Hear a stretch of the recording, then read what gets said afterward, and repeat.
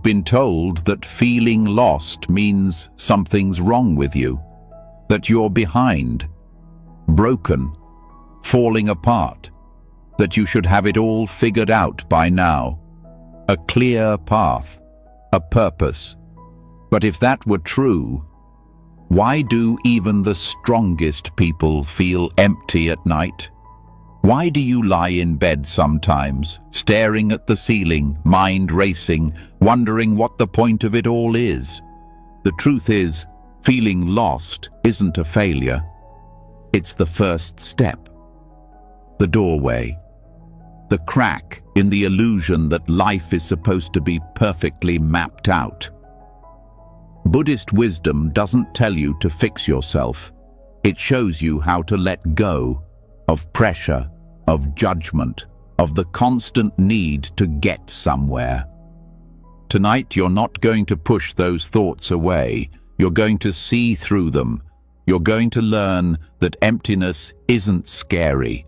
It's peaceful, still, free.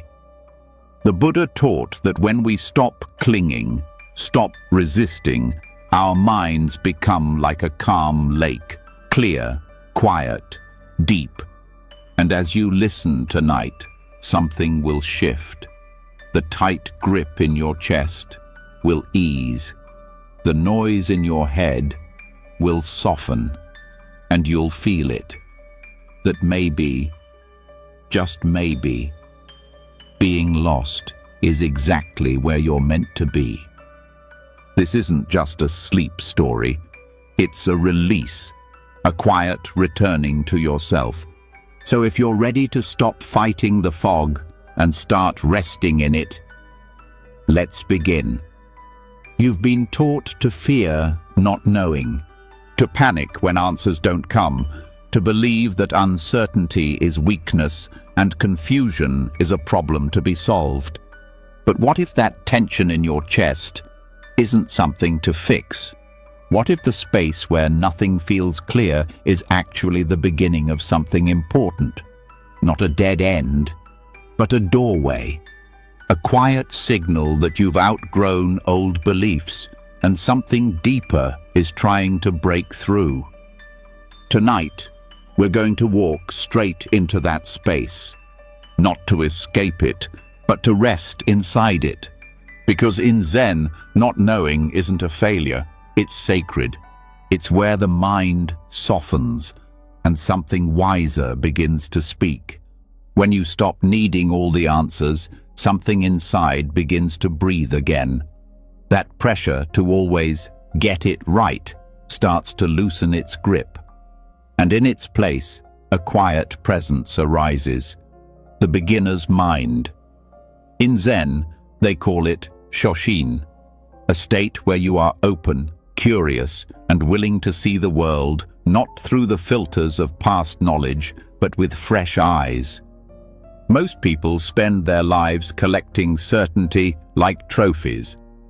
But the more we try to define everything, the more boxed in we feel. We become full, too full to learn, too full to listen. Zen invites us to empty the cup, to let go of being the expert, the one who always knows, because when your mind is full, there's no room for truth to enter. But when you say, "I don't know," with honesty, not defeat, suddenly there's space. And in that space, life moves again. The beginner's mind isn't naive. It's not pretending to be clueless. It's a powerful stance of humility, a recognition that the universe is too vast, too alive to be fully grasped by thought alone. It's the willingness to admit, I don't know what will happen next. I don't know who I'm becoming. I don't know what this moment means. And that's okay. Because right here, in this not knowing, I am awake. I am listening.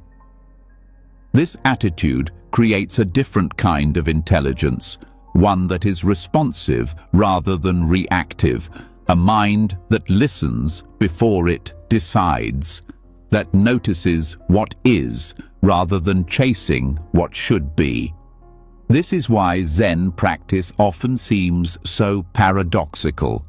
The teachings don't hand you answers, they hand you presence. A quiet challenge. Stay with what is unresolved. Breathe through what feels unfinished. Do not rush to conclusions. In that space, something ancient stirs. And yet, this can feel so uncomfortable at first. The mind protests. It wants structure, clarity, a map. But in Zen, the map is burned. There's only the step you're taking now. Each moment, a path unfolding under your feet. And strangely, once you accept that you're walking without a map, you begin to see more clearly. Your eyes open wider, your ears become sharper, every detail comes alive because you're no longer looking for something else. You're right here. In beginner's mind, problems shift shape. You stop trying to fix everything and start to observe. What is this anxiety, really? What is this sadness asking for? You start to see how much of your suffering comes not from reality, but from the mind's need to label, solve, and control. The beginner's mind doesn't fight what is, it rests with it. It becomes intimate with it. It studies the storm without trying to change the weather. This way of being isn't passive, it's spacious. And in that space, things evolve naturally. Have you ever noticed how, when you stop forcing a solution, clarity often arises on its own? That's the intelligence of not knowing. The insight that blooms when you're no longer choking the moment with analysis. The beauty of Zen is that it teaches you to trust the unfolding, not because you have control, but because you've surrendered the illusion of needing it. There's a deep gentleness in this practice, a kind of respect for life's mystery. You stop interrogating the world like a courtroom witness. You start approaching it like a poem. There's no need to decode everything, no pressure to extract meaning from every feeling. Sometimes it's enough to simply feel, to let things be unclear, to let life speak in silence and space. This doesn't mean you lose your intelligence. In fact, your awareness sharpens, but your relationship with thinking changes. You stop believing every thought. You stop chasing certainty like a drug. And slowly, the mind that once felt like a prison becomes a garden. Ideas can come and go, emotions can rise and pass, and you, your true self, remain still beneath it all. Watching, breathing, being. This is the fertile ground Zen speaks of. The don't know mind is not a void, it's a seedbed, an open field where possibility lives. When you're no longer caught in rigid ideas of who you are or what your life should be, something new can begin to grow. Insight doesn't come from stacking more thoughts on top of each other. It comes from dissolving the ones that no longer serve you, from standing quietly at the edge of your knowing and allowing the unknown to guide you. Zen koans are built on this principle. They're not riddles to solve, they're tools to break the grip of the logical mind, to tilt you into confusion on purpose. Because in that moment of "I don't get it," your habitual thinking collapses, and in the silence that follows, something true can arise, not as a conclusion, but as a felt knowing, a shift in perception, the insight that can only bloom in stillness. When you begin to live this way, life becomes less of a chase and more of a dance. You don't need to know the next move. You just stay connected to the rhythm. When you lose balance, you return. When you feel lost, you breathe. You allow the moment to shape you rather than always trying to shape it. This is where peace lives. Not in having everything figured out, but in letting go of the need to. In beginner's mind, you start to see through illusions that once felt real. The belief that you're behind, that you're failing, that you need to catch up. These dissolve when you realize there's nowhere to get. You are not a project to be completed. You are a mystery to be lived. And the confusion you feel, that's not a flaw. That's the space where old identities are falling away, where new understanding is taking root beneath the surface. Even your emotions change. You stop labeling sadness as bad. You stop running from discomfort. Instead, you lean in. You study the shape of your own heart. You notice how pain softens when it's allowed to speak. You learn to hold confusion with kindness, like a friend who's grieving. You don't rush it. You sit with it. You learn its language, and slowly it teaches you things no book ever could. This is the wisdom Zen offers. Not answers, but a way of being. A way of relating to your life that's rooted in curiosity, not control. Presence, not perfection. And when this becomes your path, something changes deep inside.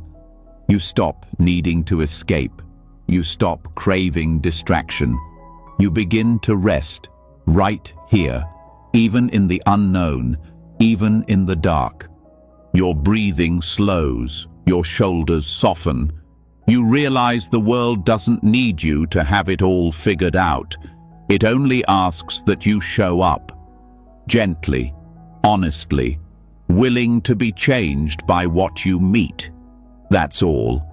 And strangely, in that humility, you become strong, resilient, free, not because you've solved everything, but because you've made peace with not knowing. You no longer seek clarity like a prize. You let it come in its own time, and while you wait, you live, fully, even when it's messy, even when it's hard. You start to notice the beauty in small things, a breath, a breeze, the sound of silence at midnight. You realize these moments were always here. You were just too busy searching to feel them. So you begin again, not with goals or expectations, but with openness. The willingness to meet this moment as it is, to live in the question without demanding the answer. And in that surrender, the war inside you begins to end. There's a kind of peace that doesn't come from knowing everything. It comes from realizing you don't need to. And as you lie here now, listening, something softens further. That tightness in your chest, it starts to release. Not all at once, but slowly, like frost melting under the sun. You feel a quiet acceptance taking root, not resignation, presence. A feeling that says, I may not know where I'm going, but I trust this path. I trust this breath. I trust this moment. Zen doesn't promise clarity. It offers something better. Presence without answers. Peace without needing control. Joy that's not dependent on anything outside of you. And when you live this way, you're never truly lost. You're simply open, awake, listening. You see, the beginner's mind doesn't mean starting over from scratch. It means starting over from presence, returning to what is real, the breath, the body, the moment, again and again, not to escape the unknown, but to rest inside it, to trust it, to let it become your teacher. And slowly, something blooms. Not a conclusion, not a plan, but a quiet knowing. You were never supposed to have it all figured out. You were only meant to be here, fully, tenderly, truthfully. This is where life lives, not in the answers, but in the courage to keep showing up with your heart open, even when nothing makes sense. So rest now. Let the questions stay unanswered. Let the path stay hidden. Let the not knowing be enough. Because right here, in this soft and spacious night, you are safe to not have the answers. You are allowed to be exactly where you are, and that is more than enough. And so you arrive at the still point, where not knowing feels less like a failure and more like freedom. The need to grasp, to define, to figure it all out has softened. What's left is presence, quiet, space. But now, a deeper curiosity begins to rise. If you're no longer chasing clarity, then what is this journey you're on? If feeling lost is not a problem, then what is it pointing you toward? This is where an ancient Zen teaching begins to unfold, one that traces the mysterious path through confusion, discovery, surrender, and awakening. It's called the 10 Bulls, a set of images and verses passed down through centuries of Zen. Not just art, but a mirror for your own inner journey. And whether you're at the start, in the middle, or unknowingly near the end, this parable speaks to you, not through rules or doctrine, but through symbols, silence, and deep recognition. The 10 Bulls do not describe a straight path. They reveal a cycle, a living movement through the layers of the self, peeling back illusions, uncovering truth, and then returning with that truth, not as theory, but as embodiment. This teaching does not separate your spiritual search from your daily life. It shows how every moment, even your lostness, is part of the sacred unfolding. Nothing wasted, nothing out of place. The first bull is absence. The seeker doesn't even know what's missing, only that something feels incomplete. This is the quiet ache that stirs before the journey begins, a feeling of emptiness, not in the spiritual sense, but in the restless, searching kind. You might feel it as disconnection, a dull anxiety that life is happening somewhere else, and you're just going through the motions. In this stage, the mind reaches out toward ideas, goals, distractions, but none of them satisfy. This is not a failure. This is the seed of awakening. You're beginning to sense that the world you've built is not the whole story. Then comes the footprint, the trace of something real. Not yet a clear path, but a sign, a moment that breaks through your ordinary awareness. It might come in stillness, or crisis, or joy that doesn't make sense. Something deeper stirs. You sense there is a truth beneath the surface of things, but it slips away when you try to grasp it. This moment can bring hope, but also frustration.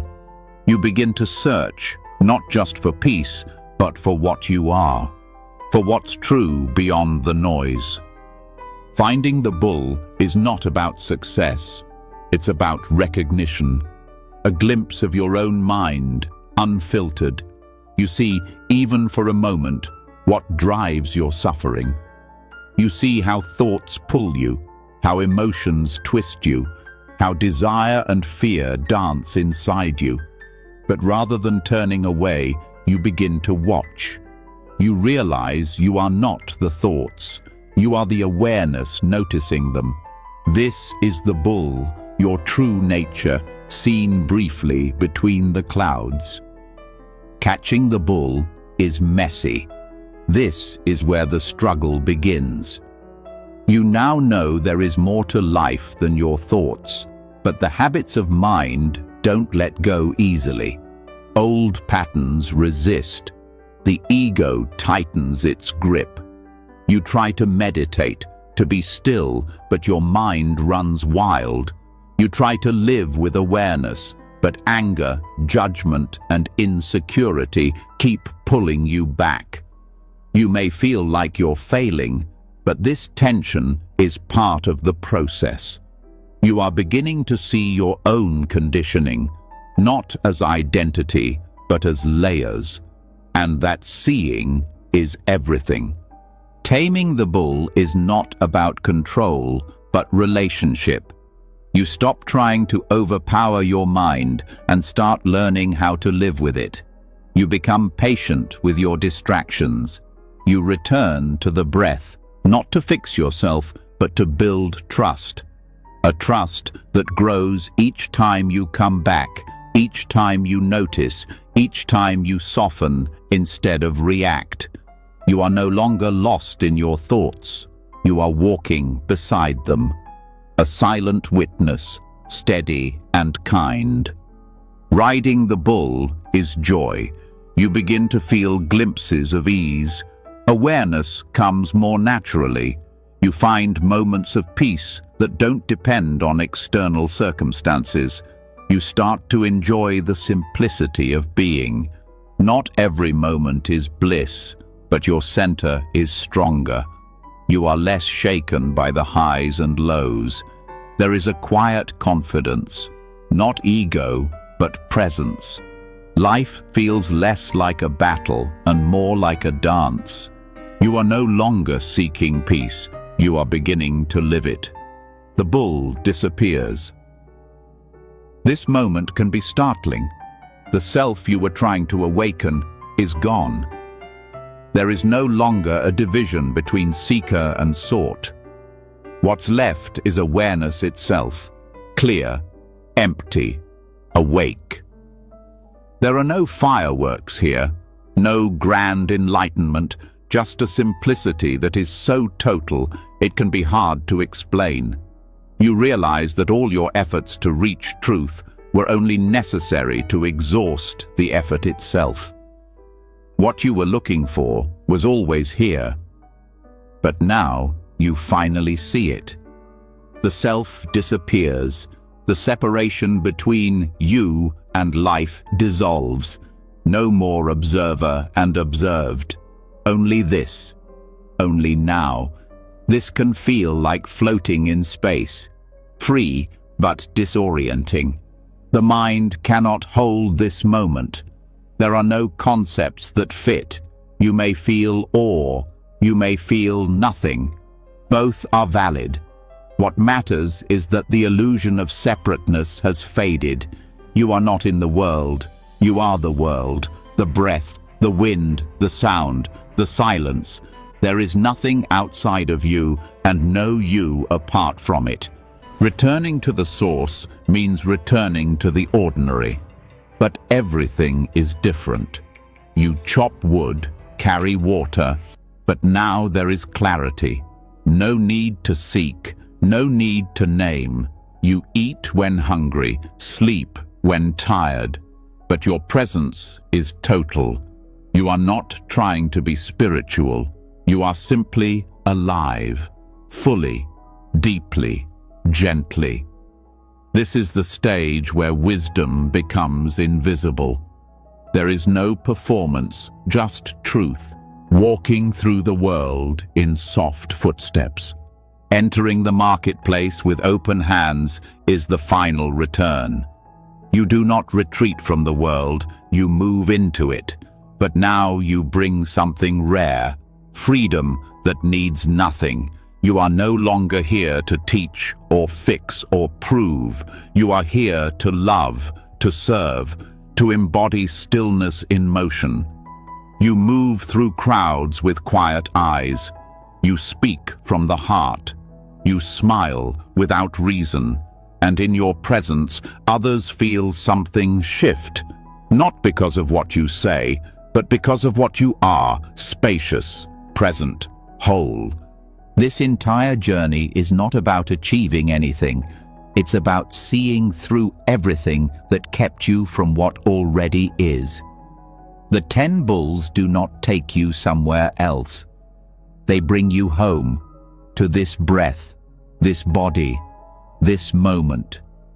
And they remind you, even your confusion was sacred. Even your wandering was the path.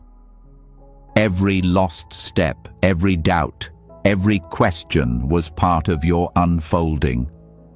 This teaching reveals that awakening is not a single moment, but a rhythm, a spiral. You will lose the bull again. You will forget. You will fall back into ego, reactivity, distraction.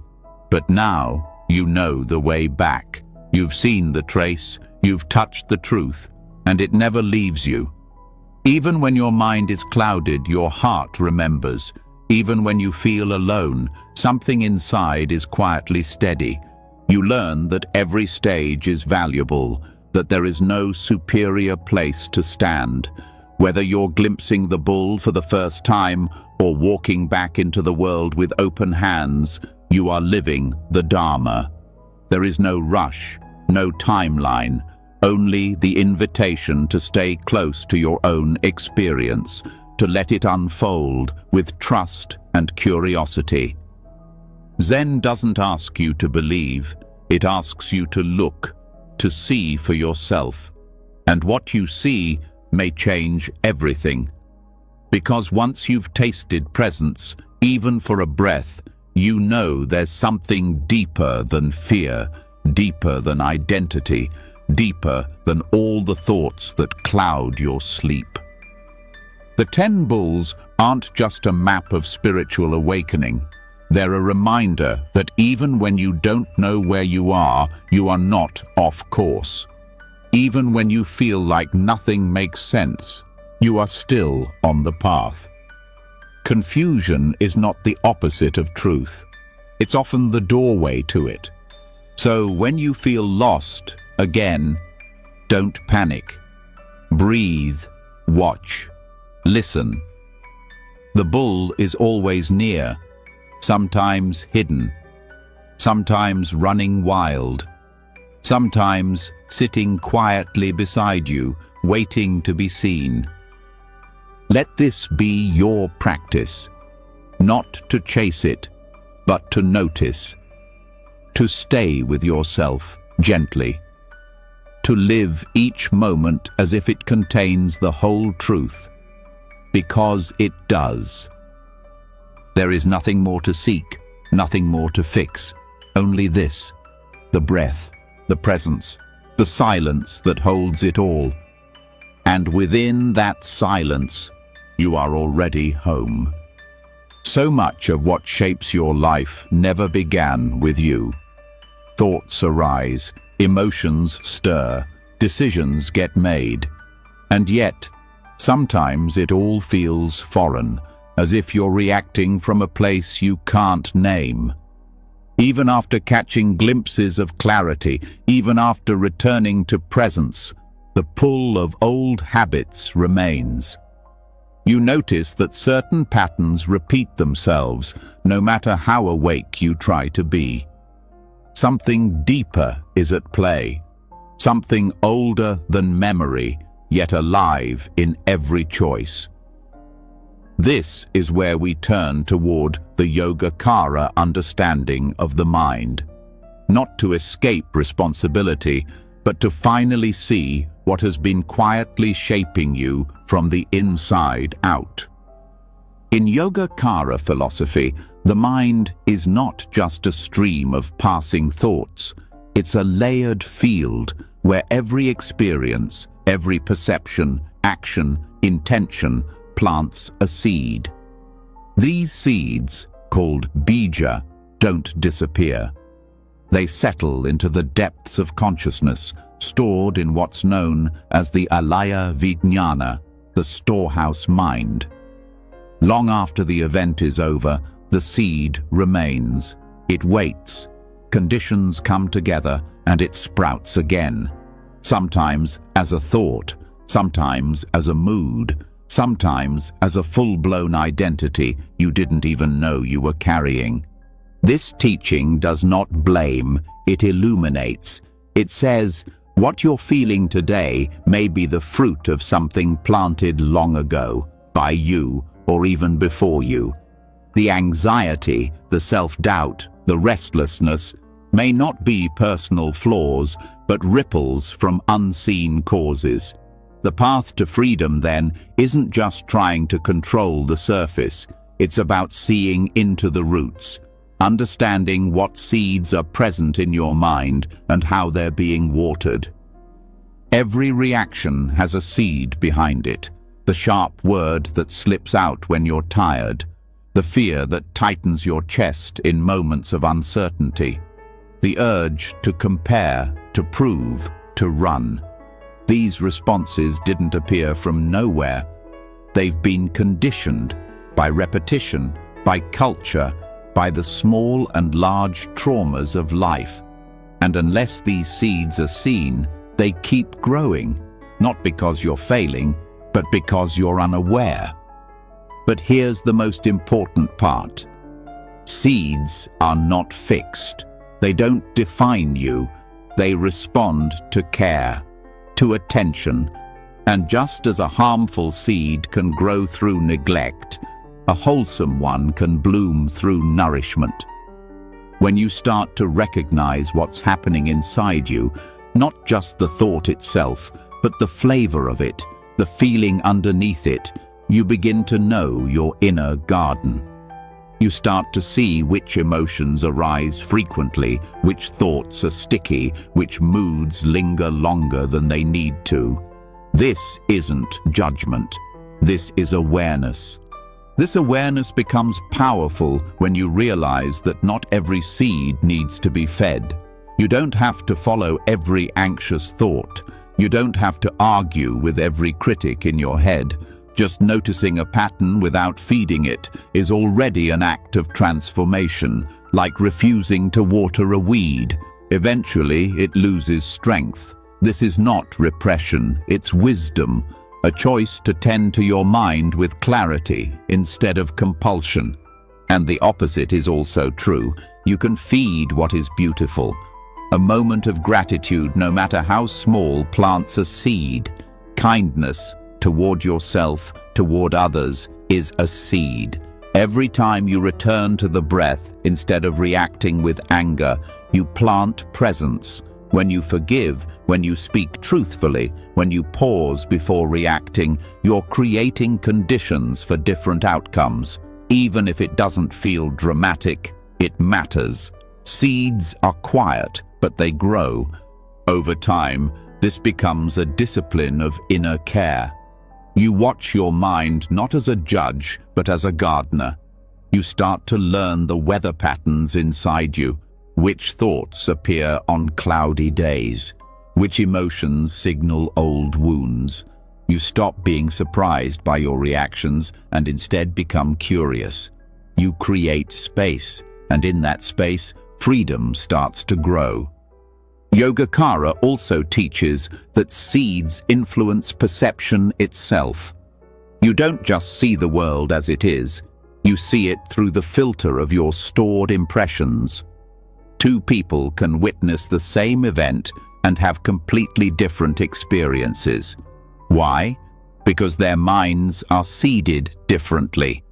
This means your sense of truth is often a reflection of your conditioning, not an absolute reality.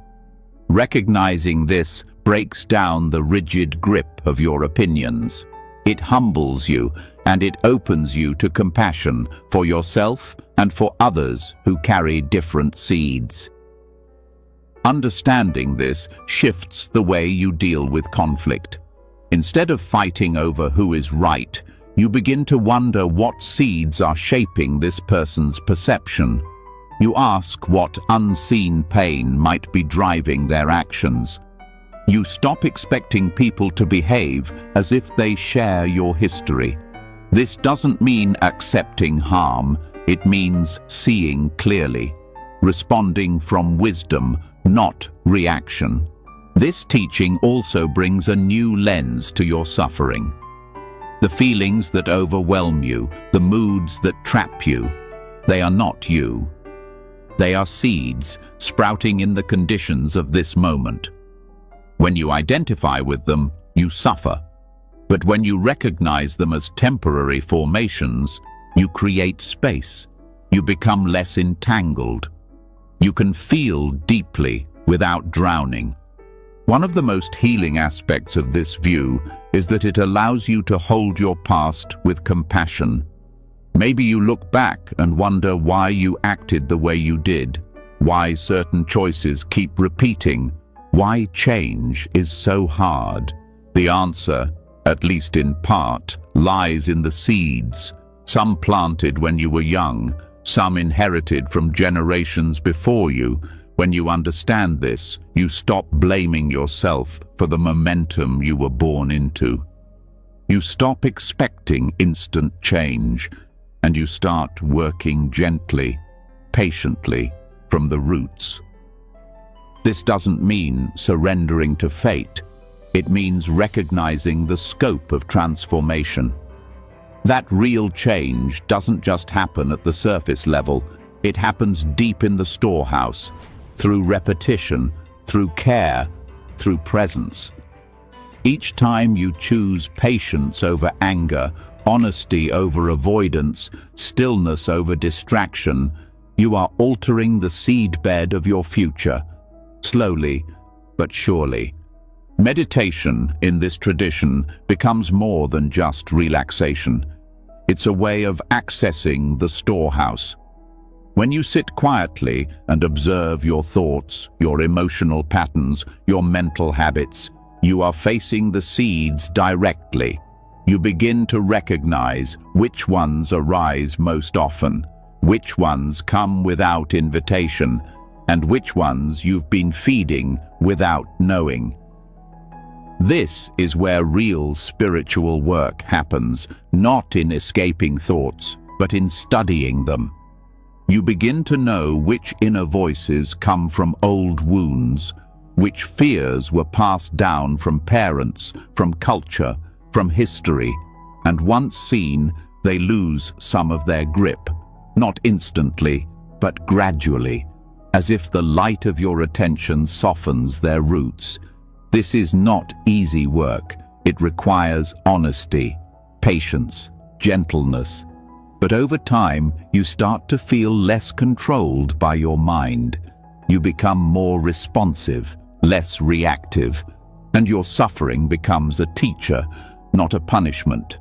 This also helps you understand why progress feels inconsistent, why some days you feel centered and others completely overwhelmed. It's not a failure, it's the unfolding of seeds. Different ones ripen at different times. A moment of peace can be followed by old anger, not because you're going backwards, but because another seed has come forward for your attention. The key is consistency, returning again and again, watering what is wise, not feeding what causes harm. And there's something else, something subtle but deeply freeing. When you understand that seeds shape experience, you stop clinging to your highs and stop fearing your lows. You know both are temporary, that no mood defines you, that every emotion has a beginning, a middle, and an end. This gives you courage. You can meet discomfort without needing to fix it. You can meet joy without needing to hold it. You become more fluid, more balanced, more at peace. In relationships, this changes everything. You stop expecting perfection. You stop demanding that others never trigger your old wounds. Instead, you begin to see relationships as part of the transformation. They stir seeds, they bring them to the surface. And that discomfort is not failure, it's opportunity. To see more clearly, to respond more wisely, to heal. Even the people who challenge you the most become part of your growth. Not because they're right or fair, but because they show you what's still alive inside your own mind: anger, insecurity, attachment. These responses point to seeds still waiting to be tended. When you meet them with awareness, they begin to shift. Slowly, your inner world becomes less crowded, less noisy, and your outer relationships begin to reflect that change. This is the heart of transformation in Yogacara. Not a dramatic moment of awakening, but a steady rewiring of the inner field. Through daily choices, through inner listening, through remembering that every thought, every word, every action is a seed, and you are always planting something. So the question becomes, what are you watering? What are you feeding with your attention? Which patterns are you strengthening? Which habits are you beginning to question? These questions are not to shame you. They're here to guide you, to help you become more intentional, more aware of your power. Because even in your lostness, even in the moments when you feel furthest from peace, you are still planting seeds. The way you speak to yourself, the way you breathe through uncertainty, the way you treat others when you're hurting. These are all seeds, and even when you don't feel strong, you can choose to plant what leads to freedom. This teaching brings you back to the long view, the patient view. You are not trying to fix your whole life overnight. You are tending a garden, one breath at a time, one choice at a time, one moment of presence again and again. And perhaps that is the most beautiful truth of all. That no matter how lost you feel, you are never too far gone. Because every moment is a chance to plant something new, something kind, something real. And with enough care, that small seed planted in darkness will grow, quietly, steadily, into light. And just like that, the seed is planted, quietly, with care. You begin to live from the inside out, not reacting to life, but responding from depth. The old conditioning doesn't vanish overnight, but you've seen it clearly, and that alone changes everything. Still, something deeper calls. Beneath the mind, beneath the patterns, beneath even the seeds, there is something else. Not a thing, not a goal, a space. Silent, vast, often misunderstood, but always here. It's not another idea to grasp. It's what remains when the grasping falls away. This is shunyata, emptiness, but not in the way the word usually feels, not void, not meaningless, not despair. Emptiness in Buddhism is not a hole, it's openness, a space without edges, a silence that's full of life. It's the absence of fixed form, fixed identity, fixed truth. And in that absence, something radical is revealed. You were never as solid as you thought. Nothing was.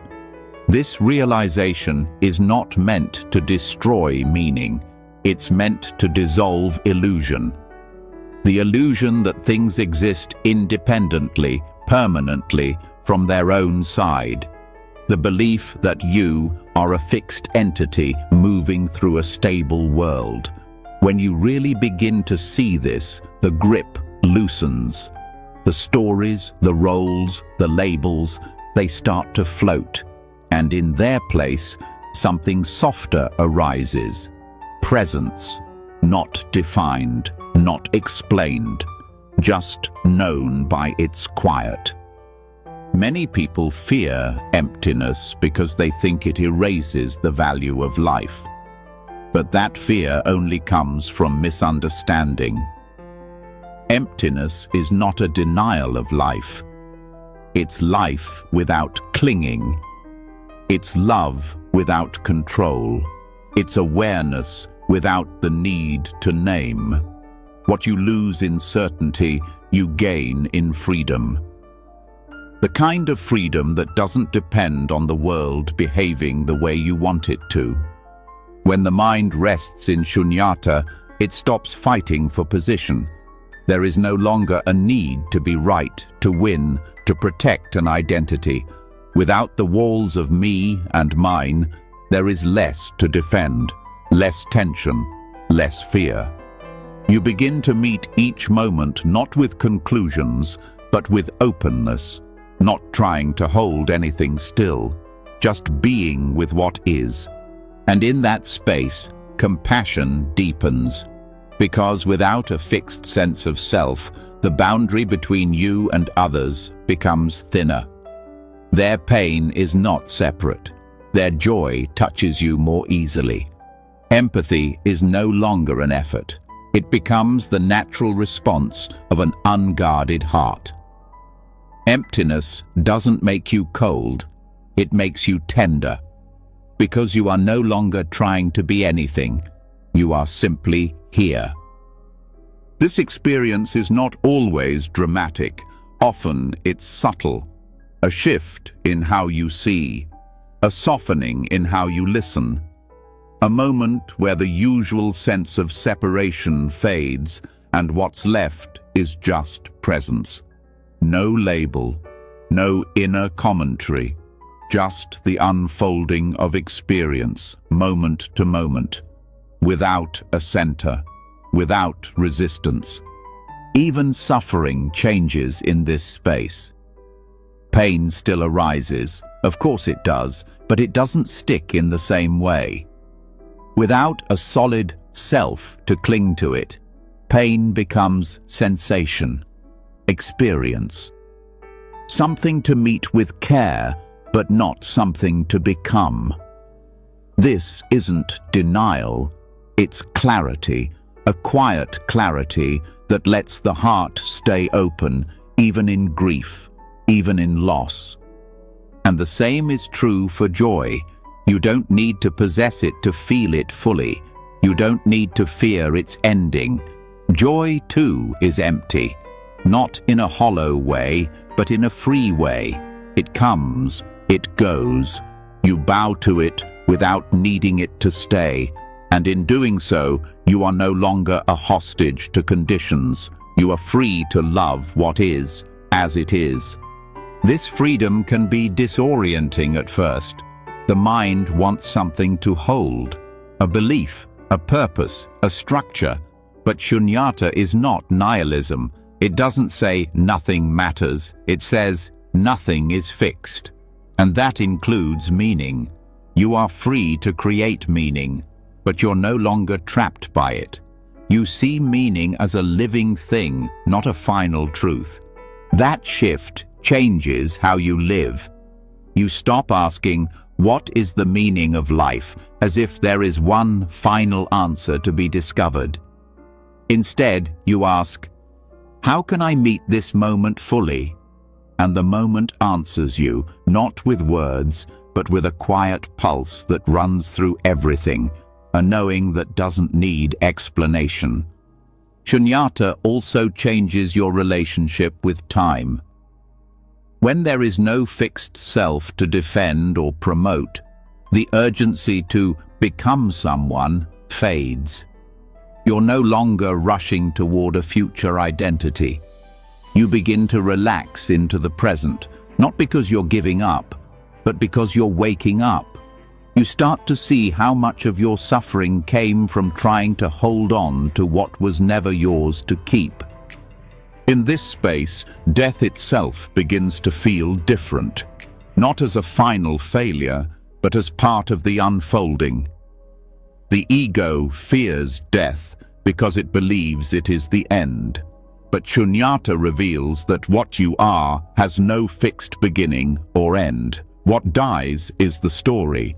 What remains is the space where all stories begin and dissolve. Resting in emptiness doesn't mean you lose function. You still act. You still choose. But your actions arise from presence, not pressure. You stop performing your life and begin living it. You stop trying to prove something and start listening deeply to what is here beneath the surface. This listening is not passive, it's alert. It's how insight arises, not from thinking harder, but from letting the noise drop away. In the silence, clarity appears, not as a conclusion, but as a direct seeing. You don't figure things out, you feel them emerge like mist lifting from a field. This is the wisdom that emptiness offers, a truth that doesn't need to be grasped to be real. And yet, this truth cannot be forced. You can't make yourself experience shunyata, but you can learn to stop resisting it. You can stop clinging to the need for meaning, the need for control, the need to always know. And in that letting go, something opens. Not something new, but something that was always here, waiting behind the noise. This doesn't mean life becomes easy. It means life becomes real, direct, undivided. You feel what you feel without needing to package it. You meet people where they are without needing to fix them. You live not to prove worth, but to express presence. And that expression is its own kind of fulfillment, one that doesn't depend on applause. You may still struggle, still forget, still fall into old stories, but now you know there is a space beneath all of it, a silence that is never disturbed. And even in your most painful moments, that silence holds you. Not by removing pain, but by making room for it. A vast room where everything can arise and everything can pass. When you start to trust this space, your relationship with effort shifts. You still practice, you still grow, but the striving softens. You're not trying to become empty. You're learning to see that you already are. And in that emptiness, nothing is missing.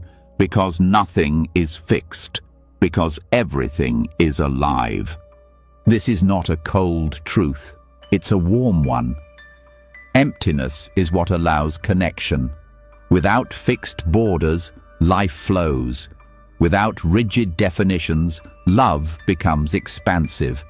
Without the need to defend your identity, you become available to others, to change, to truth.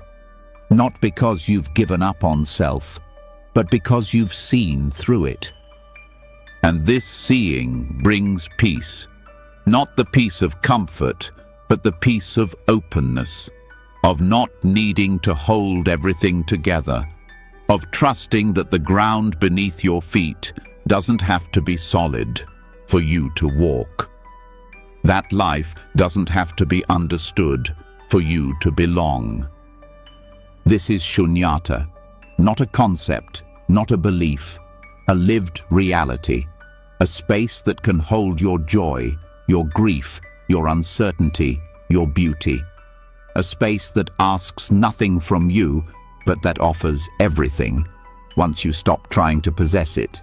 So you rest, not in answers, not in identities, but in the absence that holds it all, the absence that is not empty of life, but empty of struggle, empty of should, empty of comparison. In this emptiness, you are full of presence, of possibility, of quiet truth. And from that place, everything you do becomes different, softer, freer, less bound by outcome, more rooted in presence. And that presence is enough, always has been. Because when you stop needing to make meaning, Life shows you meaning in ways you never expected. Not through certainty, but through awe. Not through explanation, but through intimacy. The kind of intimacy that needs no words, just space, just breath, just now. So you rest, not needing to explain anything, no longer chasing solid ground. From that stillness, life keeps moving, not as something to control, but as something to meet. And even within that peace, there's a return to the world, to the everyday, to the cycles that pull you in again, the same thoughts, the same patterns, the same questions. You notice them with more softness now, but still, they return. It might feel like a loop, a mistake, a sign that you've fallen off the path. But what if this cycle isn't failure at all? What if it's the path itself? Samsara is often misunderstood. People hear the word and think suffering, punishment, failure to awaken. But it's not a punishment. It's a process. It's the pattern of becoming, dissolving, becoming again. The wheel of craving and consequence, of habits repeating until they're seen clearly. It's not a problem to erase, it's a labyrinth, complex, confusing, but not without meaning. And the deeper truth is this: you're not here to escape the maze. You're here to understand it. Cyclical suffering doesn't mean you're doing life wrong. It means you're still learning. The same emotions rising again don't prove you've failed. They show you where you still hold tightly, where old stories still speak, where deeper understanding is waiting. You aren't meant to walk a straight line. You're meant to spiral inward, meeting the same places from a wiser place each time. The turning of samsara is personal, but also shared. Your experience of it may be subtle, shifts in mood, restless cravings, emotional habits that come back just when you thought they were gone. It may also be loud, relationships repeating, choices echoing, mistakes recurring, and you may ask, why am I back here again? But the answer isn't because you failed. The answer is because you're ready to see something more clearly this time. Awareness doesn't always stop the return, but it changes what you do when it happens. In Buddhist thought, samsara isn't just external reality, it's the projection of an inner landscape. It's how we interpret experience through grasping, aversion, and delusion. These aren't sins, they're misunderstandings. You grasp what you think will make you whole. You push away what you fear will hurt you. You forget the emptiness of it all and try to make it solid. And this is how the cycle keeps turning. But there's wisdom even in that. Because over time, the very things that cause pain also become your teachers. The pattern shows itself not to punish, but to invite attention. And as you bring presence to each loop, something loosens. Maybe just a little, maybe not all at once. But a shift happens. You catch the craving before it turns into clinging. You feel the anger without letting it define your actions. You notice the fear, but choose to stay open anyway. In this way, samsara becomes a teacher, not because it's gentle, but because it's honest. It reflects you to yourself again and again until you see through the illusion.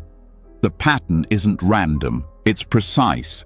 Every moment arrives shaped by the seeds you've planted, the conditions you've created, and this includes the conditions you're no longer fueling, the ones you've begun to outgrow. The wheel doesn't turn forever in the same way. It shifts with your attention. This makes your practice not just about stopping pain, but about seeing pain clearly. You begin to understand your suffering as feedback, not punishment. It tells you where you're still holding on, where you've believed something false, where you've turned away from your own wisdom. You don't need to fight this. You need to listen, because hidden in the confusion is the clue, the thread, the path. The maze becomes less threatening when you stop expecting a straight exit, when you learn to sit down right where you are and study the walls, the echo, the rhythm. Samsara doesn't require panic. It asks for presence, a willingness to be where you are, even when it's messy, especially then, because that's when the most subtle insights come. These insights are rarely loud. They arrive as shifts in how you respond. The craving arises and you pause. The thought repeats and you don't believe it. The feeling floods your chest and you meet it with breath instead of blame. These moments may seem small, but they are everything. Each one turns the wheel in a new direction. Each one creates space, and in that space, the cycle begins to dissolve. The idea isn't to escape life. The idea is to live with more clarity, to stop spinning from reaction and begin moving with intention. This doesn't mean you never suffer. It means suffering no longer defines you. You don't build your identity on it. You don't let it drag you blindly. You walk with it. And sometimes you walk beyond it. Samsara is vast because it reflects everything, not just pain, but joy too. And even joy can become a loop when it's clung to, when it becomes another form of grasping. That's why even beauty must be met with balance, with awareness. You enjoy the moment, but you don't try to freeze it. You let the joy rise and fall like the breath, full and then empty again. Nothing to hold. This is what softens the edge of repetition. When you stop expecting things to stay the same, you suffer less when they change. When you stop believing the story of again, you start to see now. And in now, nothing is repeating. Even the same thoughts, the same emotions, they're never truly identical. They are new waves on a familiar shore. What's different is how you greet them. This greeting becomes your practice. You stop asking, "Why is this happening again?" and instead ask, "How can I meet this freshly?" And that changes everything. Because in samsara, it's not what happens that matters most, it's how you relate to it. The moment you stop reacting in the old way, you create a gap, and in that gap, insight is born. The insight may be wordless. It may not arrive as understanding. It may simply be peace. The sense that you no longer have to fix anything. You're here. You're breathing. You're witnessing the wheel turn, but you're not trapped inside it. You're aware of the movement without being moved by it. That's liberation, not escape, but intimacy with what is. Samsara, seen this way, becomes less of a prison and more of a mirror. It shows you what you haven't fully met yet, where you still resist, where you still forget your own nature. And that forgetfulness is not wrong. It's part of the unfolding. The forgetting leads you to the remembering. The falling leads you to the rising. Nothing is wasted. This is why every return to the same place can be a deeper descent, not a failure. The pattern might look the same, but your awareness isn't. And it's your awareness that shapes the path. The more you see, the less you react. The less you react, the more you rest. And in that rest, you begin to recognize the space between the turns of the wheel. That space grows over time. It becomes something steady inside you, a still point. Not a place you escape to, but a place you live from. And from that place, you can move through samsara without being defined by it. You can meet joy and loss, chaos and calm, with the same heart. Not because they're the same, but because your presence doesn't depend on either one. This is where wisdom matures. You no longer look for peace in outcomes. You find it in the middle of everything, in the turning itself. You accept the flow, and in that acceptance, you stop being pulled under. You ride the wave, you bow to the moment, and slowly, the need to control softens. Even your idea of spiritual growth changes. It's not about reaching higher states, it's about deepening where you are, rooting into reality as it is, not as you want it to be. Letting the cycles be teachers, not tests. Letting the mess be part of the message. Letting confusion open you, not close you. This shift is quiet, but it's profound. Because now, even your most tangled moments have meaning. Not because they're pleasant, but because they're part of the path. Every loop has something to teach you. Every return shows you a place where compassion can grow deeper, where presence can take root. And the deeper you go, the more you begin to see that samsara and nirvana are not two separate places. They're two ways of seeing the same world. One is seen through craving and fear, the other through clarity and acceptance. The outer world doesn't change, but your relationship to it does, and that changes everything. You start to live differently, less urgency, less comparison, more space, more care. You stop trying to get somewhere, and instead you arrive, again and again, fully, even in discomfort, even in doubt. You let life shape you without distorting you. You let the path take time, because it's not a race, it's a return, over and over, until even the return feels like home. And when you fall again, and you will, you fall with awareness. You fall more gently. You don't spiral into shame. You touch the ground, breathe, and rise. Because now you know, the labyrinth is not a mistake, it's a mirror. And the path through it is made by how you walk it, with presence, with honesty, with a heart willing to stay, not to escape, not to win, but to understand. And through that understanding, to be free. You begin to see that even the return holds wisdom, that each turn through the labyrinth is a call to look more closely, not to escape. Nothing is wasted, not even the pain, especially not the pain. Because in the moments you try hardest to resist, to run, to hide, something old appears, something many have met before you, that voice, that pressure, that doubt, the one that shows up not to comfort, but to challenge.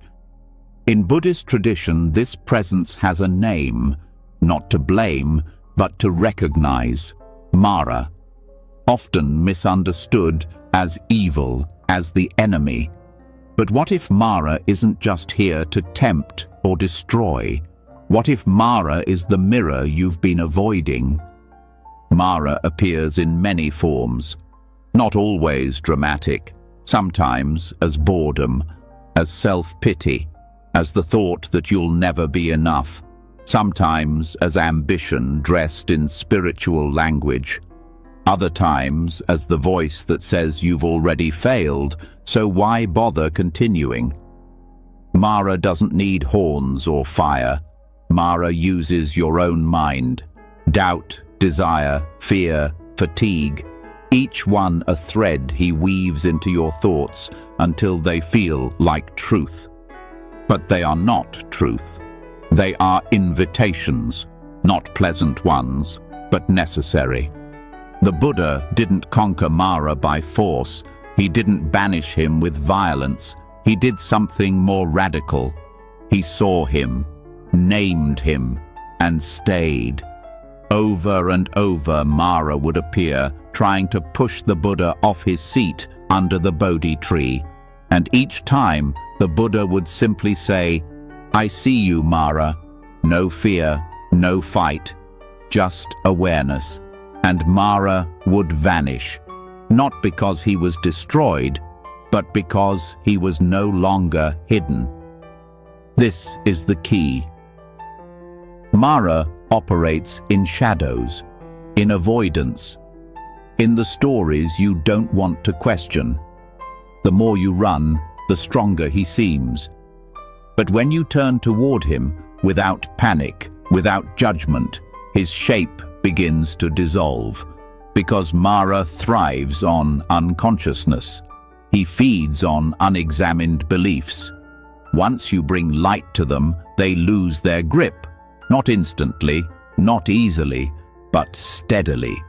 Recognizing Mara in your life begins with honesty, noticing when thoughts turn heavy, urgent, sharp, when fear begins to dictate your choices, when your mind whispers that you're alone, unloved, incapable. These moments aren't random. They're thresholds, points of testing, yes, but also of revelation. Mara doesn't appear to end your path. He appears at the edge of growth, right when you're about to let go of something old. Many people think the spiritual journey is about peace and light, but often the doorway to truth is guarded by discomfort. Mara is that discomfort. The doubt that comes right before you step into a new way of being. The temptation to return to what's familiar, even if it hurts.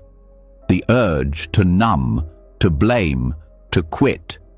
Not because you're weak, but because something inside you is being confronted, and it doesn't want to change. But change doesn't come from force.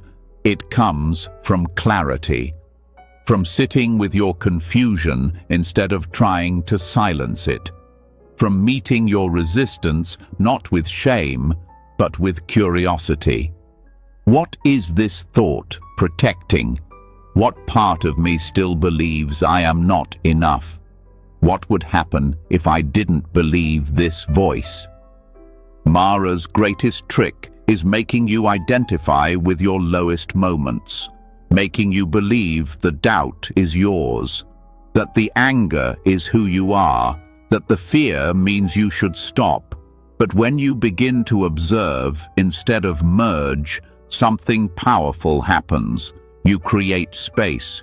You begin to see that the voice is just a voice, that thoughts can arise without your agreement, and in that gap, something else becomes possible.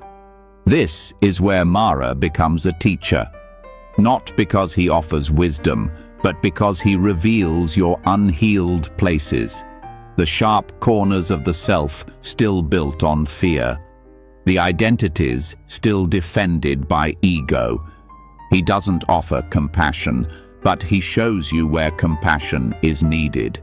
He doesn't offer truth, but he shows you what lies you still believe. And in this, Mara becomes essential. Not as a friend, but as a mirror. Without him, you might never stop to look so deeply.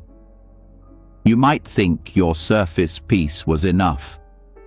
But Mara brings you down into the roots, into the places where awakening must reach to be real, not just on the cushion, but in your life.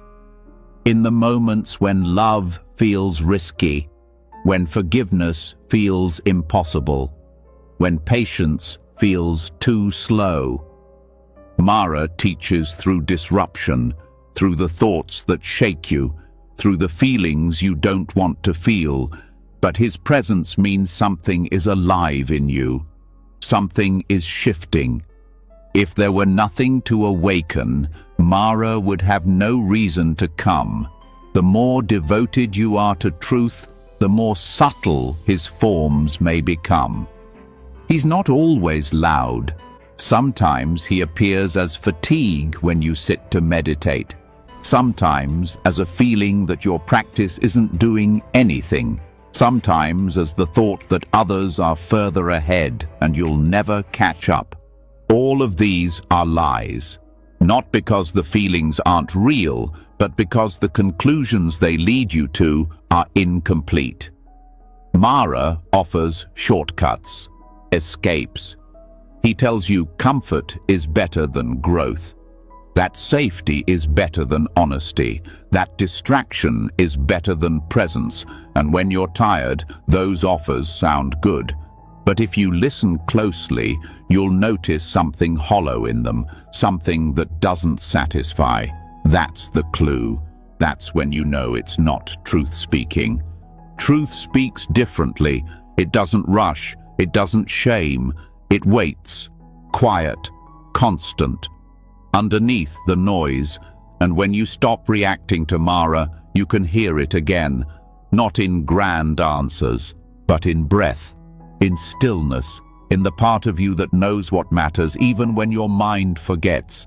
This is how you stay, not by pushing Mara away, but by not letting him sit in your center. You welcome him, name him, and keep your seat. The thoughts may still come, the emotions may still flood, but your relationship to them changes. You stop fighting them as enemies. You meet them as signals. Something has been triggered. Something is rising, not to harm you, but to be seen. This seeing is the beginning of freedom. It's not about removing discomfort. It's about learning how to stay with it, to see what it reveals, to recognize that Mara never arrives without bringing the chance to deepen your practice, to clarify your path, to recommit to what matters. Mara may whisper, "This is too hard." He may offer 1,000 reasons to quit, but you don't have to believe him. You can bow to him with kindness and stay seated. The storm may rage, the mind may twist, but your awareness can remain open. That's how the Buddha responded, not with force, but with presence. And this is what you're cultivating. Not just peace, but strength. Not just insight, but resilience. The ability to face what scares you without running. The courage to stay when it would be easier to escape. The wisdom to know that even your darkest moments are part of the path, not detours, not failures, but necessary ground. This is not easy. It asks more of you than you think you have. But that's where the gift lies. Because each time you meet Mara and stay, you discover something new in yourself. Something that was always there, waiting to be uncovered by your refusal to look away. And slowly, something shifts. Mara becomes less terrifying, not because he disappears, but because you stop confusing him with truth. You stop giving him the final word. He may still visit, but you no longer offer him your identity. You see him as part of the process, a shadow at the doorway. And instead of shutting the door, you breathe and walk through. In this way, every encounter with fear becomes a reminder of your capacity. Every temptation to turn back becomes a chance to deepen your trust. Every voice that tells you you're not ready becomes an opportunity to say, "Maybe I am." Not because you feel confident, but because you're willing to find out. You don't need to be fearless to face Mara. You need only be willing. Willing to look, to listen, to stay. To keep your heart open when it would be easier to close. to keep your breath steady when the thoughts spiral, to say again and again, I see you, but I will not follow. And that's the shift. From being pulled into confusion to using confusion as a doorway. From seeing discomfort as failure to seeing it as a signal. From fighting your mind to befriending your awareness. Mara doesn't disappear forever, but his power fades when you stop giving him your trust. So when he returns, and he will, you can meet him differently. With steadiness, with compassion, with the quiet strength that says, you are not my enemy, you are my mirror, and I will use what you reveal, not to turn away from myself, but to turn more fully toward truth. This is the teaching hidden in darkness, that your deepest confusion is not the end. It is the place where awakening begins, not because you rise above it, but because you enter it fully with eyes open. And in that brave seeing, Mara loses his throne, not through defeat, but through your refusal to abandon yourself.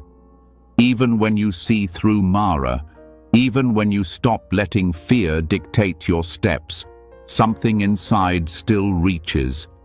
It wants certainty, it wants proof, it wants the final answer that will make it all make sense. But after the doubt and the tests, after the resistance and the breakthrough, there comes a quieter threshold, one that doesn't demand anything from you, one that doesn't speak in words or give you formulas, and it waits patiently beneath your searching. This is where the teachings shift. This is where the silence of Vimalakirti begins. He was not a monk, not a sage who lived in seclusion.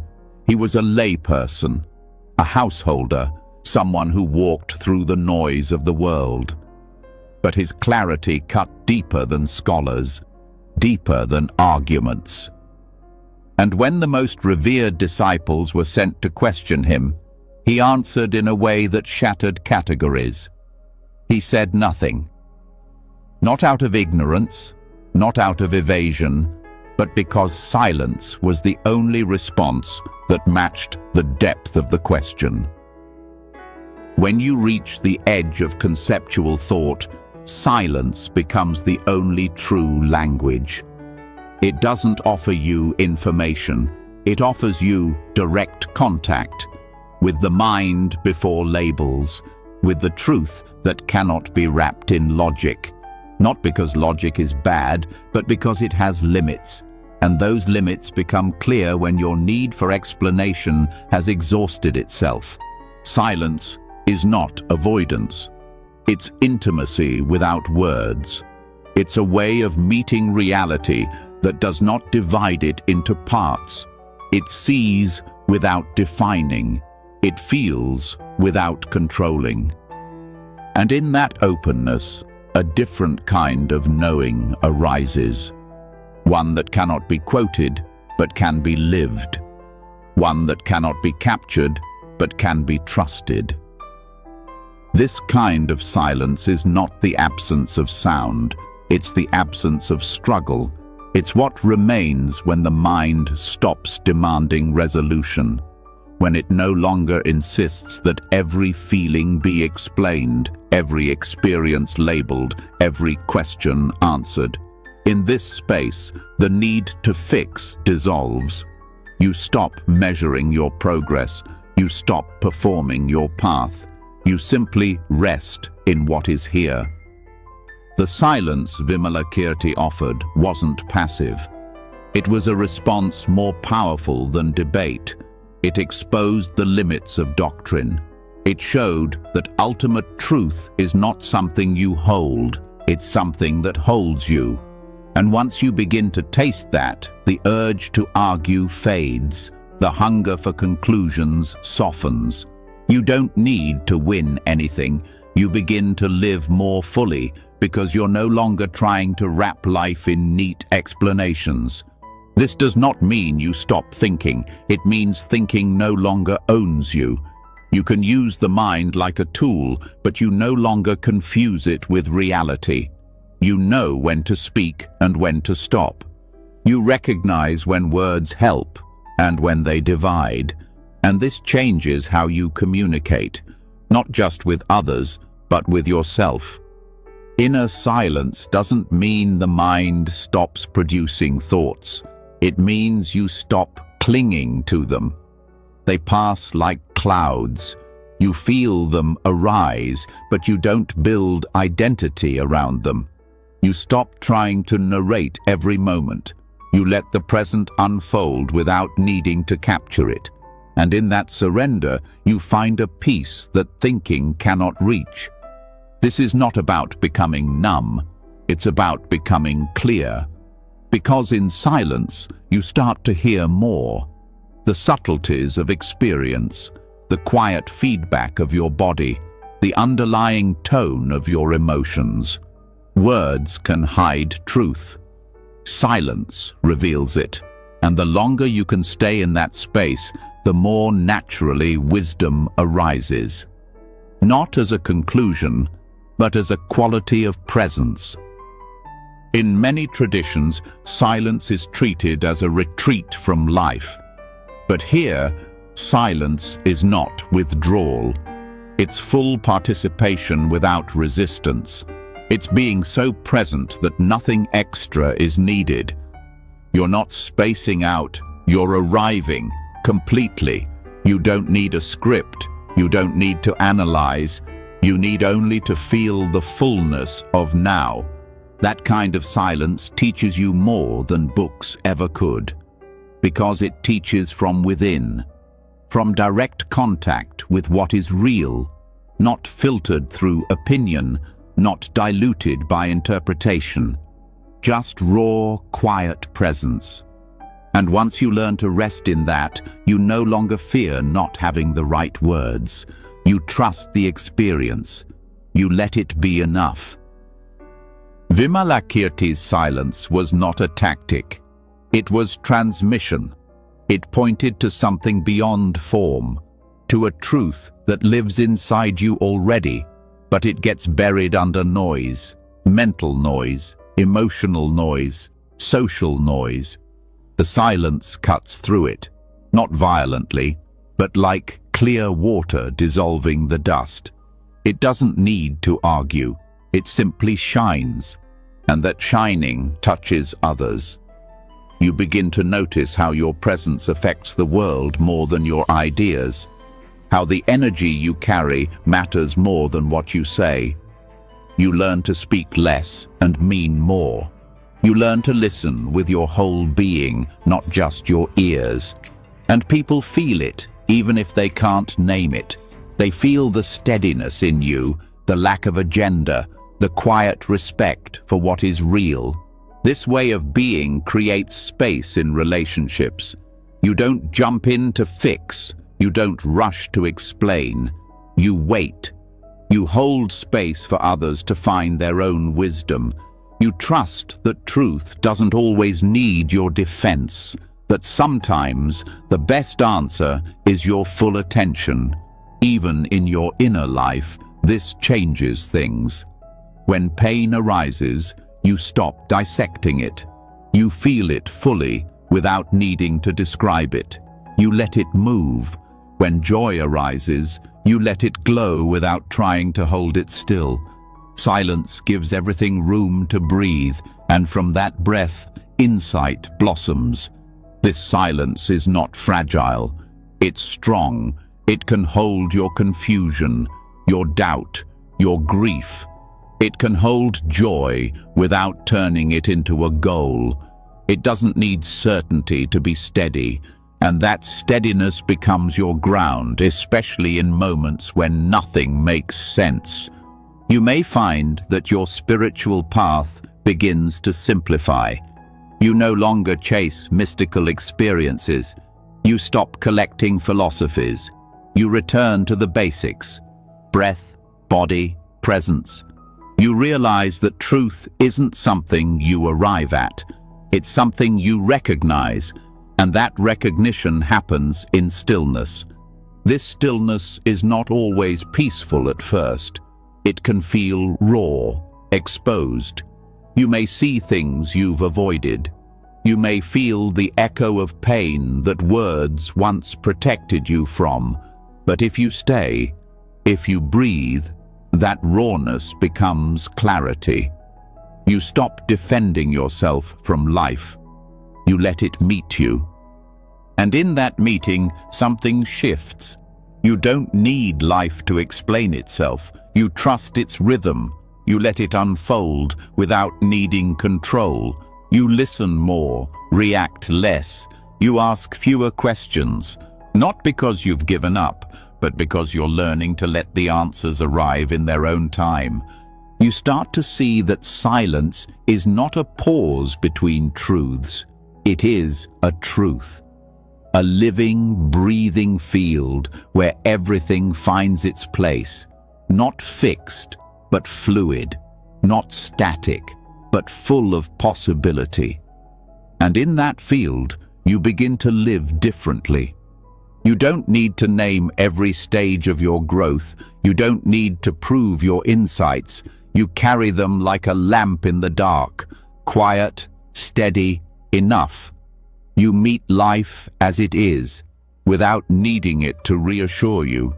You stop performing and start being, fully, without decoration. And others feel it. They may not understand what's different about you, but they feel the stillness, the non-reactivity, the depth. And in that depth, they find space for their own reflection. Your silence becomes an offering, not of answers, but of permission, to slow down, to feel, to be. The teachings of Vimalakirti aren't about techniques, they're about presence. They invite you to stop searching for the perfect path and instead inhabit the truth that's already here, to meet each moment without needing to speak over it, to let silence do its work. And that work is ongoing. It's not a state you reach, but a practice you return to, a space you keep clearing so life can speak through you, not loudly, not dramatically, but truthfully. So when the noise returns, and it will, you remember, you don't need to silence the world. You only need to rest in the silence that holds it all, not as an escape, but as a foundation, not to turn away, but to turn inward, where the deepest truths do not shout. They wait, they breathe, they hold. And in that quiet holding, you find everything you were seeking, not in the answer, but in the space that no longer needs one. The silence doesn't end. It simply deepens into something wider, something that no longer separates this moment from the next, or this breath from the world around you. Stillness reveals something more than peace. It shows you connection. Not connection as a theory, but as direct experience, the sense that nothing stands alone, that every movement, thought, sound, and pause is part of a larger whole. And suddenly, even your feeling of being lost doesn't isolate you. It places you within a vast, living network, a pattern beyond comprehension, but not beyond presence. This is where the Avatamsaka Sutra begins to speak. It does not speak in commandments.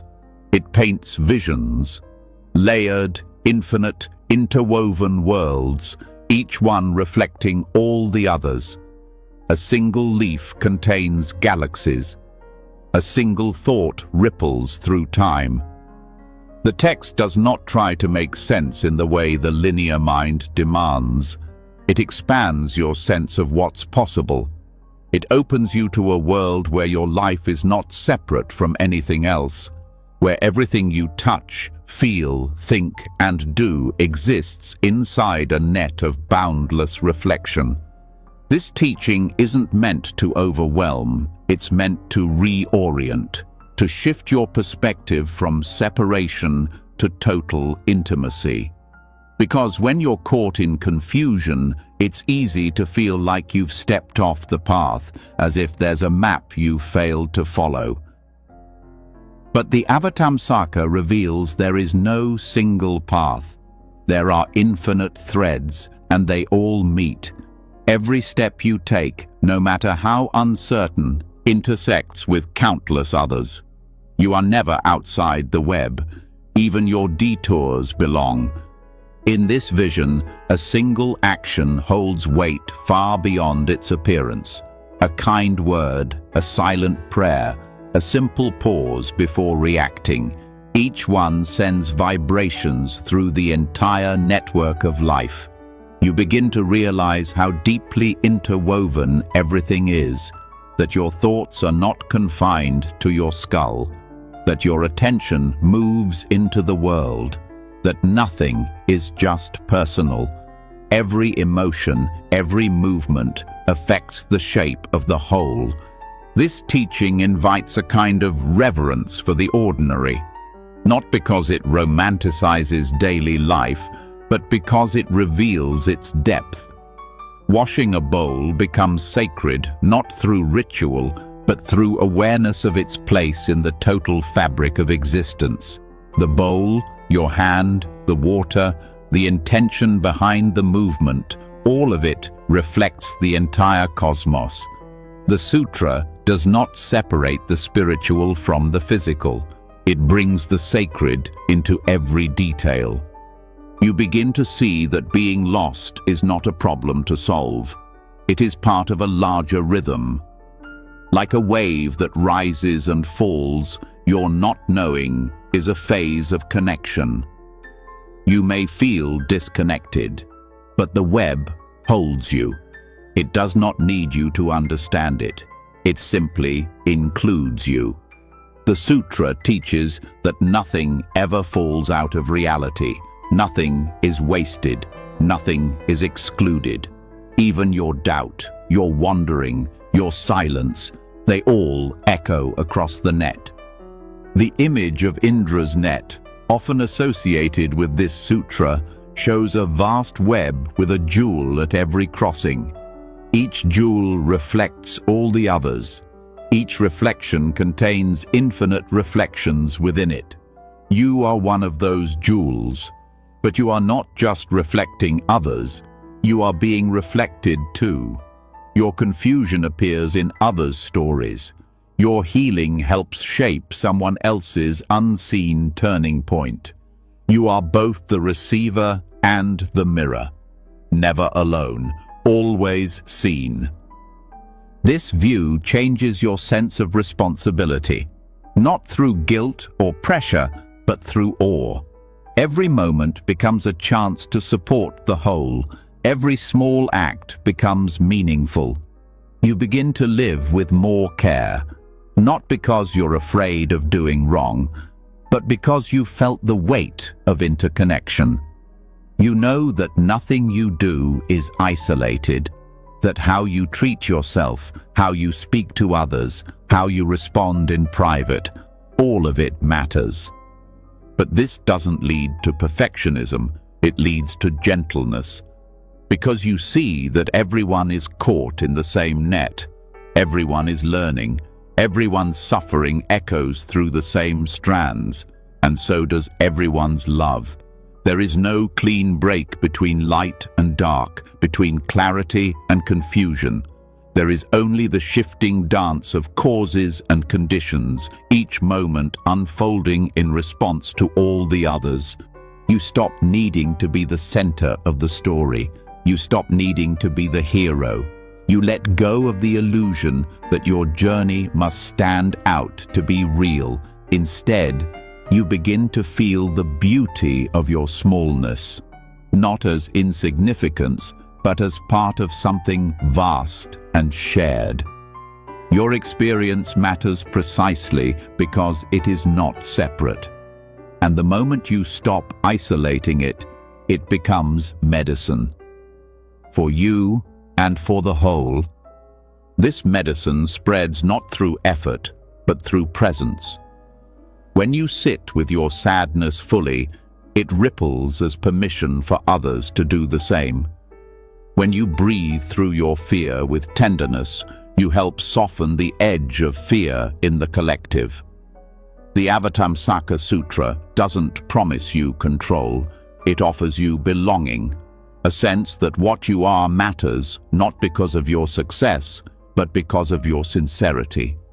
Even suffering viewed through this lens becomes relational. Pain is no longer punishment. It is a vibration moving through the net, shaped by countless unseen forces. Your task is not to resist it, but to hold it with presence, to let it pass through you without closing. And in doing so, you heal more than just yourself. You make the net more transparent, more compassionate, more whole. This teaching doesn't require belief, it asks for attention, for the willingness to see things not as separate events, but as reflections, to see your relationships, your habits, your thoughts, not as isolated experiences, but as conversations between countless layers of existence. It invites you to let go of the idea that your confusion means something has gone wrong. It may simply mean you are in the middle of a turning, a shift too complex to be seen from your current angle. In that moment, humility becomes a form of strength. You stop pretending to know what everything means. You learn to bow to complexity, not to give up, but to stay open, to remain curious, to trust that even what feels chaotic is part of something whole. And in that trust, you begin to relax into your own place, not the place you chose, but the place you're in, the one that is already connected to everything else.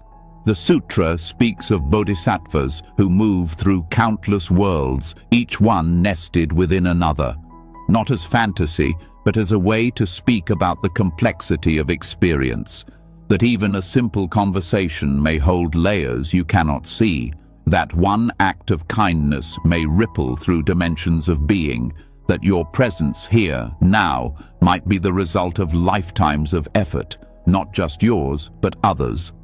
You begin to walk through your life with more reverence, not needing it to be dramatic, letting the subtle count, letting the quiet matter. You start to feel the sacredness of moments you once overlooked, not because they are rare, but because they are saturated with connection, with echoes, with meaning that does not announce itself, but waits to be felt. And perhaps most profoundly, you stop measuring your worth by clarity. You stop asking whether your path looks like someone else's. You trust the invisible strands that led you here. You stop trying to rush toward some imagined destination. You realize that the feeling of being suspended, of floating without direction, may be exactly what the web needs in this moment. Not your certainty, but your openness. Not your answers, but your willingness to stay. This sutra does not simplify life. It reveals its endless depth. But in doing so, it quiets the urgency to figure it all out. You start to listen for the patterns, for the subtle harmonies, for the guidance that does not shout. And sometimes you'll find yourself moving differently, speaking with less noise, walking with more care, not because you're trying to be spiritual, but because you've remembered that nothing stands alone, and that includes your confusion, your grief, your lostness. They are not errors in the design, they are part of the song, and when you stop resisting them, you hear something new, not the sound of answers, but the echo of truth, reverberating through every thread. You are not waiting to belong, you already do. You are not separate from the mystery. You are woven into it. You are not behind. You are exactly where the net holds you, not lost, just floating. And even that is sacred. The sense of floating, of not knowing where you're going, starts to feel different.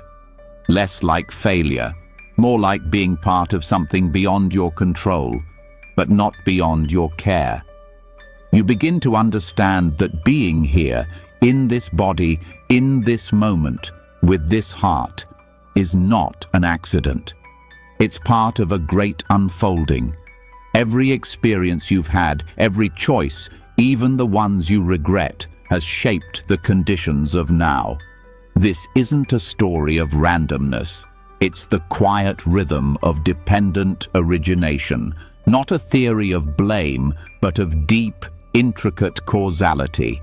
Nothing you've done is separate from what has brought you here. In Buddhist thought, dependent origination explains how all things come into being, not from nowhere and not alone. Everything arises because of something else. Nothing stands on its own. Thoughts arise because of sensations. Sensations arise because of contact. Contact arises because of perception, and so on, in a long chain that shows how experience is not static or fixed, but always moving, always influenced by what comes before.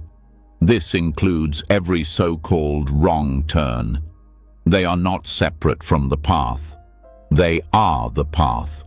Mistakes, failures, delays, changes of direction, they are not breaks in your growth. They are expressions of the causes and conditions shaping you. The belief in a wrong path comes from the idea that there is one correct way through life and everything else is deviation. But what if deviation is also dharma? What if straying, stumbling, pausing, falling behind? What if all of it belongs? Dependent origination teaches that nothing comes from nowhere. Every moment is the result of countless interwoven causes. Some of these causes are clear, others are ancient, unseen, subtle. But all of them are real. Your suffering has roots. Your joy has causes. And when you begin to look at your life through this lens, the blame softens. You stop saying, "I should have known better," and start asking, "What were the conditions?" You replace judgment with understanding. And from that understanding, healing becomes possible. You might think, "But I made the wrong choice. I stayed too long. I left too soon." Dependent origination doesn't erase responsibility, it expands it. It says, yes, that choice happened, and it didn't arise in a vacuum. It came from your understanding at the time, from your fears, from your hopes, from your karmic patterns, from your environment, from your beliefs about love or worth or safety. It came from causes, and those causes can be understood, not condemned. This understanding brings a kind of mercy. You begin to trace the path backward, not to dwell in the past, but to see it clearly. To say, "Of course, I acted that way. Look at everything that led up to it." This doesn't mean you excuse harm. It means you look at harm with eyes wide open, with a heart willing to see beyond blame, because blame traps you in the past. But understanding allows you to move differently now. The myth of a wrong path is persistent because it feeds on regret. It tells you that you should be somewhere else by now, someone else, doing something else. But dependent origination interrupts that myth. It says, where you are is not a mistake. It is the result of everything that came before. And what you do next becomes part of what's coming. You're never off the path. You're just standing in one moment of a vast unfolding. Even moments of confusion are not outside this chain. Confusion arises because of conditions. It's not proof of failure. It's a sign that your understanding is shifting. that your old frameworks no longer fit. When you see confusion as part of dependent origination, you stop trying to rush through it. You let it be a valid part of your becoming. This also changes how you view others. When someone acts in a way that hurts you or confuses you, instead of labeling them as bad or wrong, you begin to wonder what conditions are shaping their behavior. You see their reactivity, their silence, their anger, not as isolated flaws, but as results of causes. This doesn't mean you accept abuse or excuse harmful behavior. It means you understand that people act from pain, from fear, from patterns that may not even be theirs to begin with. This view opens a space for compassion without naivety. You don't have to pretend everyone is enlightened. You simply see that suffering runs deep, that no one is acting from a blank slate, that even harmful choices have causes. And if causes can be seen, they can be changed. This is the hope inside dependent origination, not that life will be perfect, but that nothing is permanent, that everything can be shifted with time, care, and awareness. Understanding this doesn't require intellectual mastery, it requires presence. The willingness to ask, what am I responding to right now? Not just on the surface, but underneath.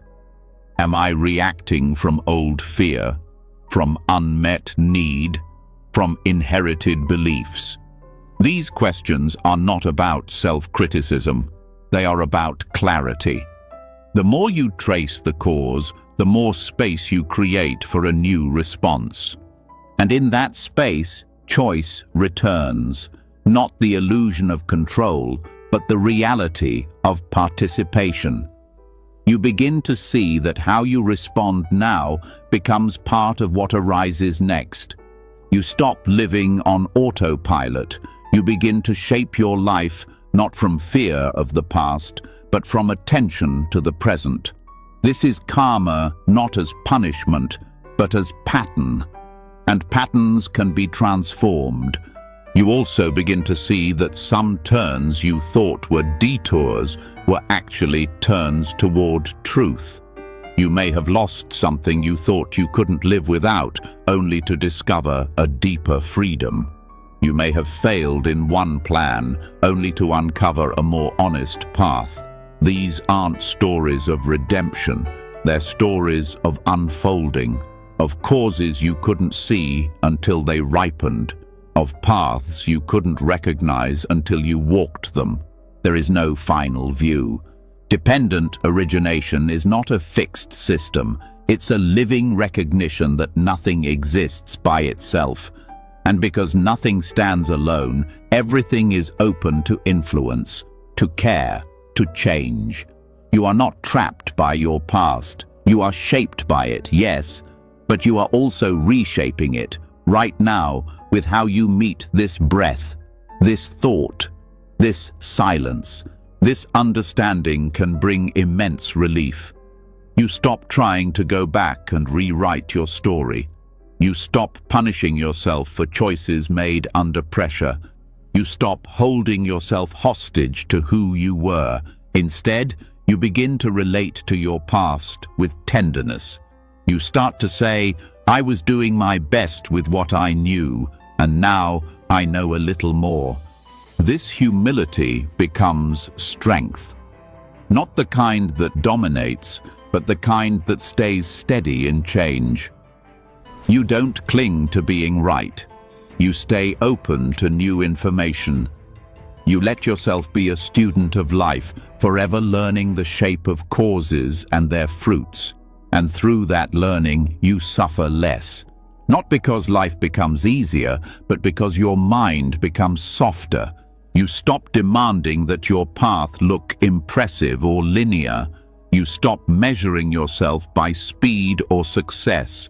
You begin to trust the rhythm of unfolding, sometimes fast, sometimes slow, sometimes confusing, sometimes clear, but always arising from something meaningful. Nothing wasted, nothing without influence. And perhaps this brings you back to presence, not as escape, but as full participation. You no longer need to chase the ideal life. You meet the life that's here, knowing it's the sum of all that's been and the seed of all that's to come.